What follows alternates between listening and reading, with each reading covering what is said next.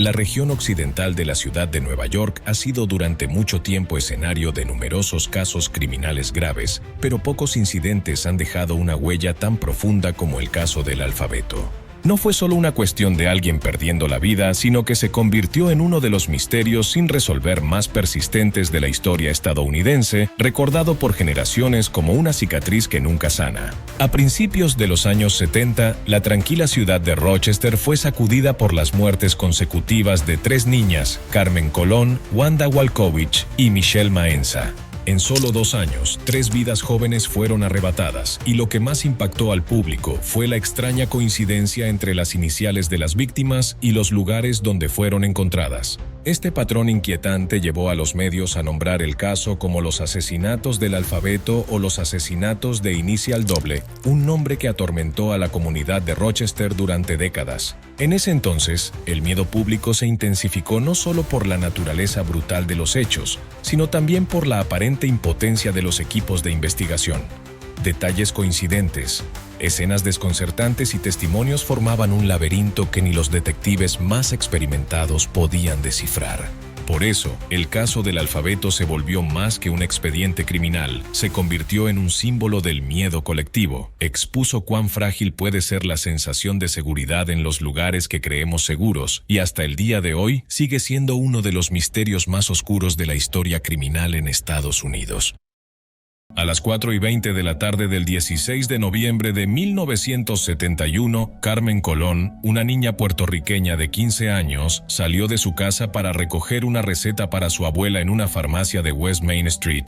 Era una tarea rutinaria en el vecindario. Nadie podía imaginar que ese pequeño encargo se convertiría en el último viaje de su vida. Según varios testigos, poco después de salir de la farmacia, Colón fue vista subiendo a un coche estacionado cerca. Cerca de 50 minutos después, varios conductores en la autopista 490 reportaron una escena aterradora. Vieron a una niña en estado de pánico, sin ropa de la cintura para abajo, tratando de escapar de un Ford Pinto oscuro que retrocedía lentamente. Movía las manos desesperadamente, aparentemente pidiendo ayuda a los vehículos que pasaban, pero en ese momento nadie se detuvo. Todos siguieron conduciendo, solo para ver cómo la niña era obligada a regresar al vehículo. A las 7:50 de la noche, cuando Carmen aún no había regresado a casa, su familia contactó al Departamento de Policía de Rochester para reportarla como desaparecida. Las autoridades se movilizaron de inmediato. La policía recopiló declaraciones de testigos y buscó en la zona, pero los esfuerzos iniciales no dieron resultados.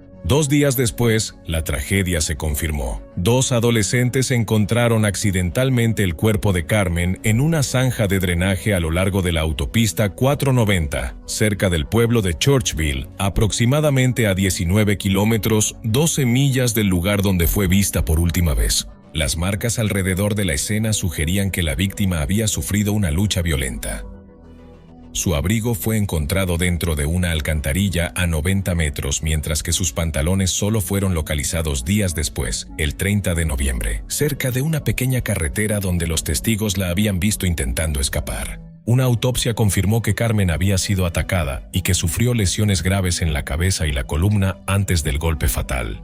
También había múltiples arañazos en su cuerpo, que se cree fueron causados por uñas durante sus intentos de resistirse. Cuando los medios informaron del caso, el público se indignó especialmente por el detalle de que varios testigos la habían visto pidiendo ayuda en la autopista, pero nadie intervino. Esta indiferencia se convirtió en una parte profundamente dolorosa del caso, una que atormentó a la comunidad durante años. La policía trató de seguir todas las pistas posibles, pero no encontró evidencia sólida que señalara al autor. Un investigador notó una coincidencia curiosa: tanto el apellido de Carmen, Colón, como el pueblo Churchville, donde fue hallado su cuerpo, comenzaban con la letra C. Sin embargo, este detalle no se tomó en serio en ese momento, y el caso fue archivado entre cientos de reportes no resueltos en Rochester ese mismo año.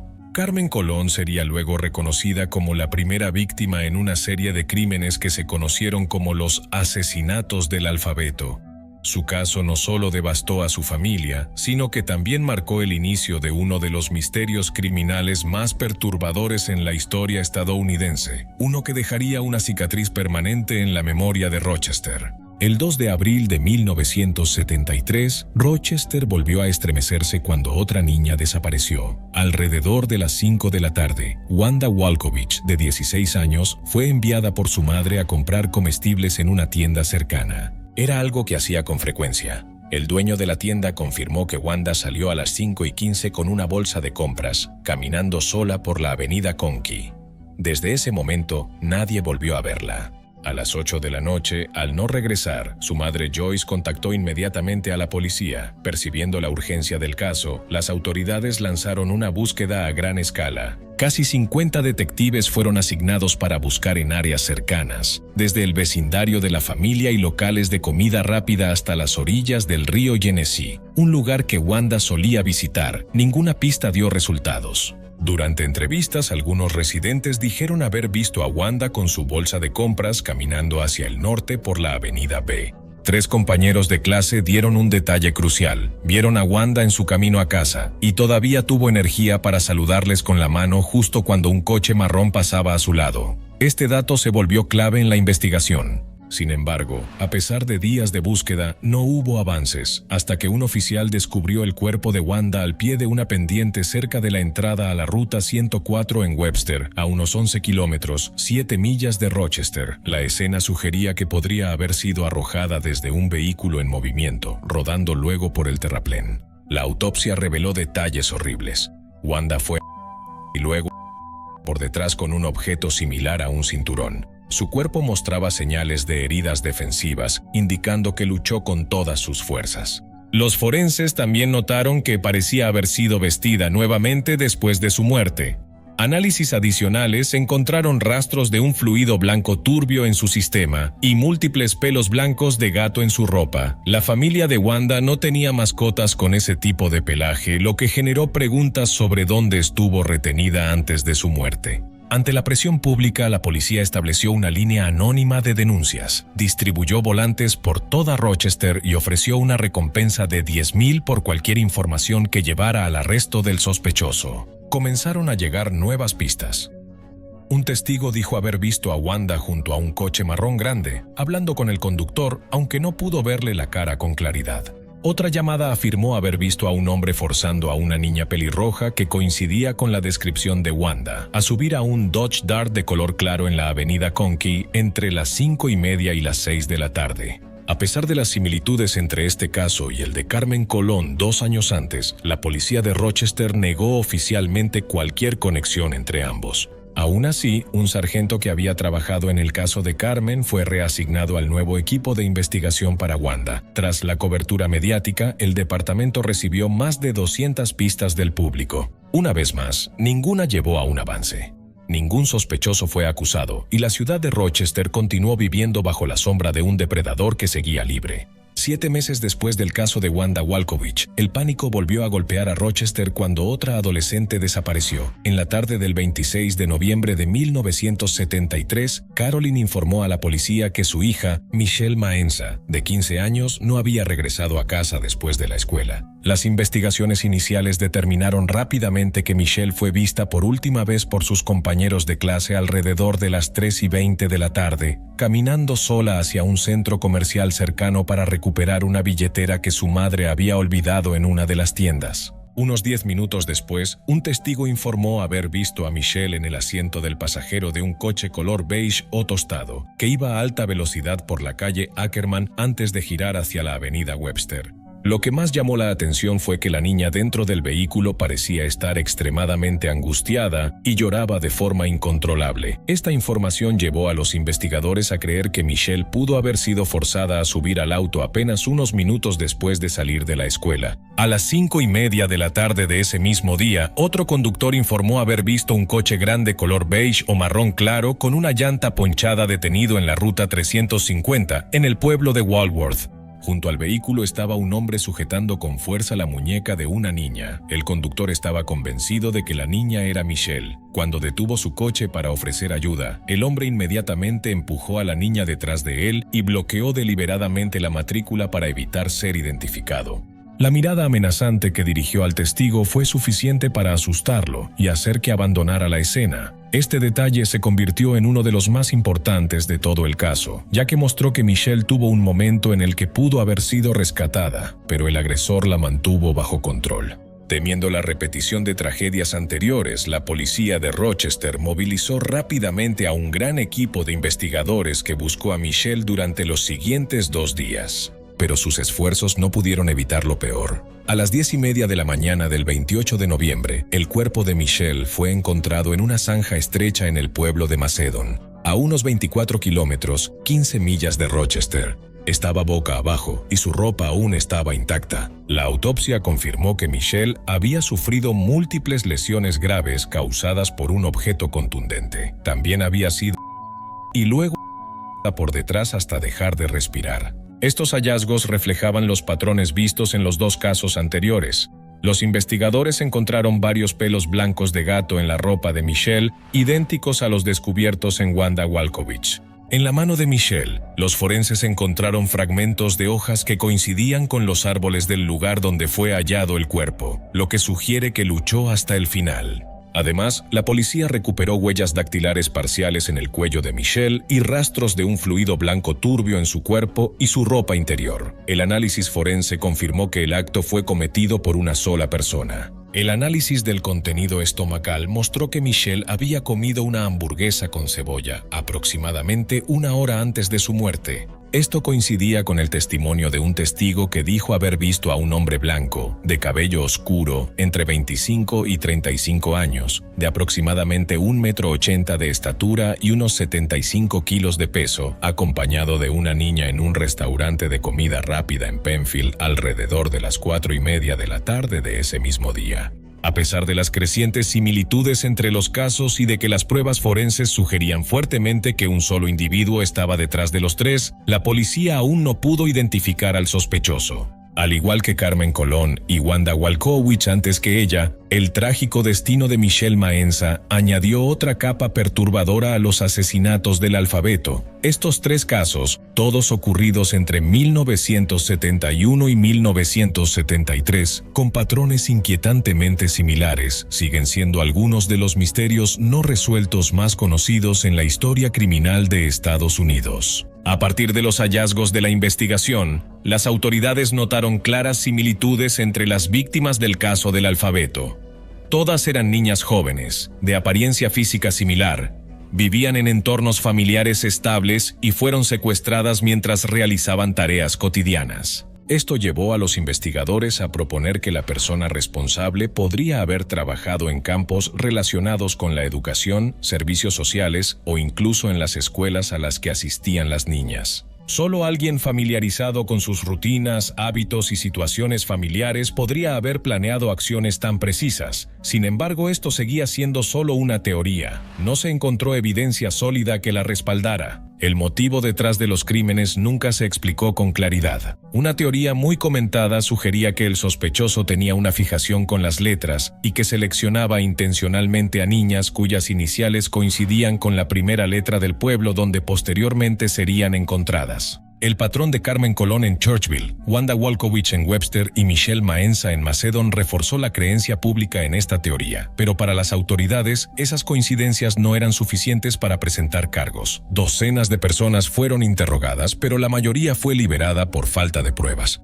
Entre los sospechosos hubo una persona que alguna vez fue considerada el principal candidato. Sin embargo, apenas 6 semanas después del hallazgo del cuerpo de Michelle Maenza, esta persona se quitó la vida. No fue sino hasta el año 2007, con el avance de la tecnología de ADN, que la policía lo descartó oficialmente. El tío de Carmen Colón, Miguel, también fue sospechoso durante muchos años.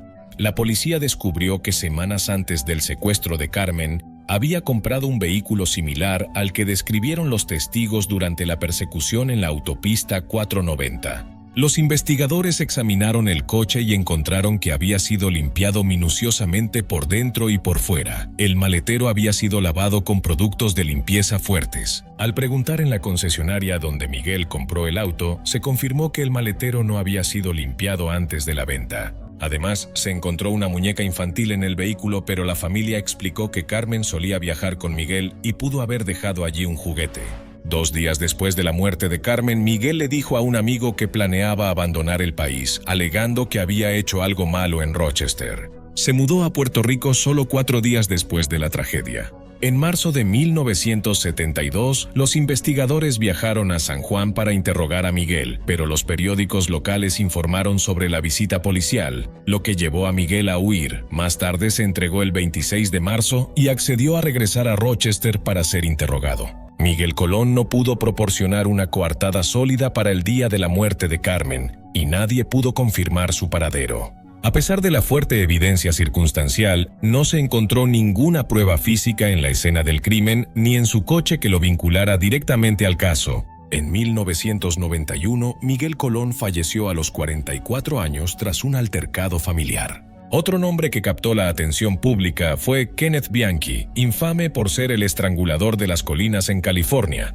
Los registros mostraban que tenía antecedentes criminales por violencia y explotación y estaba detrás de una serie de crímenes que conmocionaron al país. Cuando fue arrestado, incluso fingió sufrir una condición psicológica para evitar la condena, aunque finalmente fue sentenciado. Debido a su historial, Bianchi fue considerado un posible sospechoso en el caso del Alfabeto. Sin embargo, nunca se encontró evidencia que lo ubicara en Rochester durante los hechos. Al final, a pesar de los numerosos sospechosos, desde familiares hasta criminales notorios, los investigadores no pudieron identificar al responsable. Hasta el día de hoy, la identidad detrás de los 3 devastadores casos ocurridos en Rochester a principios de los 70 sigue siendo desconocida.